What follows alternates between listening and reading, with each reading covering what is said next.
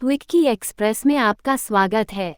आज की कहानी है विक्रम बेताल की कहानी। सबसे अधिक कोमल कौन? बेताल 25-11वीं। बेताल का उड़कर पेड़ पर लौटने और राजा विक्रम का उसे दोबारा पकड़ने का सिलसिला जारी रहता है। इस बार राजा विक्रमादित्य बेताल को फिर से पेड़ से उतार कर ले जाते हैं। रास्ते में बेताल राजा से कहता है, मार्ग बहुत बड़ा है, चलो मैं तुम्हें एक और कहानी सुनाता हूँ, इसे तुम ध्यान से सुनना। बेताल बताता है, एक समय की बात है, गौड़ नाम के देश में गुणशेखर राजा का राज हुआ करता था। राजा इतना बलवान था कि उसकी चर्चा दूर दूर के राज्यों तक फैली हुई थी। उस राजा की 3 सुंदर बेटियां थीं। तीनों इतनी कोमल थीं कि राजा को अक्सर उनकी चिंता लगी रहती थी। राजा की सबसे बड़ी बेटी इतनी कोमल थी कि चांद के प्रकाश से ही उसके शरीर पर छाले पड़ जाते थे। दूसरी बेटी को गुलाब के फूल जैसी नाजुक चीज के टकराने पर भी चोट लग जाती और खून बहने लगता था। तीसरी बेटी के कानों में किसी के चलने या कुछ कूटने की आवाज पहुंचते ही उसके हाथ पांव पर छाले पड़ जाते थे। हर कोई उनकी इस कोमलता के बारे में सुनकर हैरान रह जाता था। कई राजकुमार उनसे शादी भी करना चाहते थे, लेकिन उनकी कोमलता के बारे में जानकर पीछे हट जाते। राजा को उनकी शादी की चिंता सताने लगी। उन्हें लगने लगा कि इस कठोर संसार में उसकी कोमल बेटियां कैसे जी पाएंगी। तब राजा ने फैसला लिया कि वो सबसे पहली बेटी को हर दम छांव में ही रखेंगे, ताकि किसी तरह की रोशनी की वजह से उसके शरीर पर छाले न पड़ें।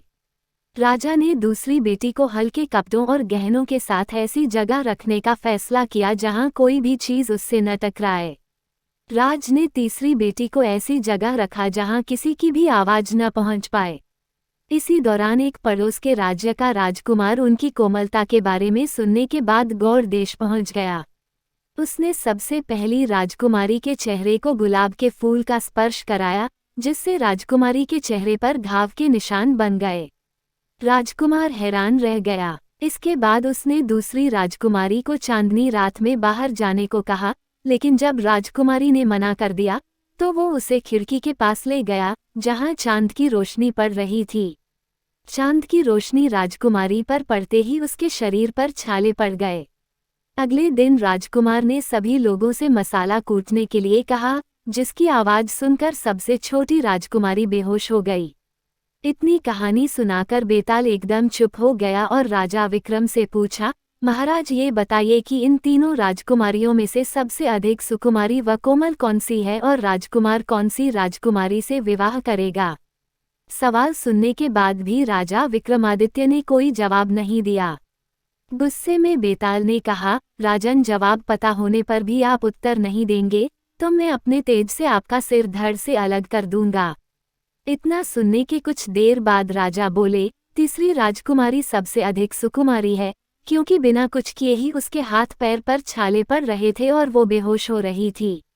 वो सिर्फ तन से नहीं मन से भी कोमल है। इसी वजह से राजकुमार सबसे छोटी राजकुमारी से शादी करेगा। जवाब मिलते ही बेताल राजा विक्रम की पीठ से उड़कर फिर से पेड़ पर जाकर लटक जाता है और राजा उसके पीछे पीछे जंगल की ओर भागते हैं। कहानी से सीख, इंसान को अपना मन साफ रखना चाहिए। साफ मन वाले लोग दूसरों के दुख को पहचान लेते हैं। सुनने के लिए धन्यवाद। मेरा चैनल सब्सक्राइब करें, लाइक और शेयर भी करें। धन्यवाद।